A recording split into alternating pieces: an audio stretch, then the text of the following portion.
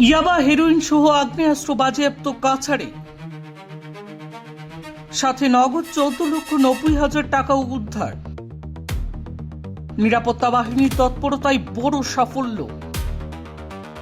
জোরখাল forest ভিলেজে এক বাড়ি থেকে উদ্ধার বিপুল পরিমাণে নিষিদ্ধ সামগ্রী।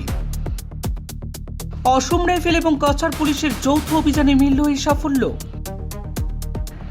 নেশা জাতীয় দ্রব্যের বিরুদ্ধে অভিযান। কাছাড় জেলার কচুদরম থানার অন্তর্গত জোরখাল ফরেস্ট ভিলেজে 10,000 ইয়াবা ট্যাবলেট সহ নগদ 14,90,000 টাকা এবং একটি .32 পিস্তল উদ্ধার করে 38 অসম রাইফেল এবং কাছাড় পুলিশের যৌথ বাহিনী।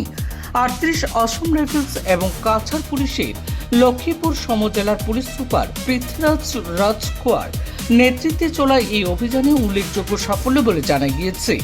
জানা যায়, কচুদরম থানার অন্তর্গত জোরখাল ফরেস্ট ভিলেজের এক বাড়িতে তল্লাশি চালিয়ে 10,000 নেশাজাতীয় ইয়াবা ট্যাবলেট, 2টি প্লাস্টিকের বাক্সে লুকিয়ে রাখা প্রায় 23 গ্রাম সম্ভাব্য হেরোইন এবং একটি .32 পিস্তল এবং একটি এয়ার গান সহ নগদ 14,90,000 টাকা উদ্ধার করা হয়।